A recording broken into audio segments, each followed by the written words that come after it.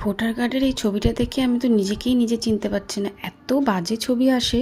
Voter card বলুন, আধার card বলুন, সব জায়গায় যা বাজে ছবি আসে সেগুলো কোথাও দেখানোর যোগ্য না।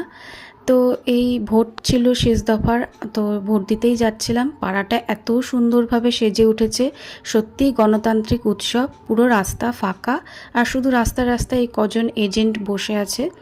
ভোট দেওয়া হয়ে গেছে, ভোটের ওখানে ছবি তোলা নিষেধ আছে, তো আমি তাই জন্য ছবি তুলিনি। নিউজে দেখছিলাম যে অনেক জায়গায় অনেক অশান্তি হয়েছে, যদিও আমাদের এখানে কোনো অশান্তি হয়নি। আপনাদের ওখানে হয়ে থাকলে অবশ্যই জানাবেন।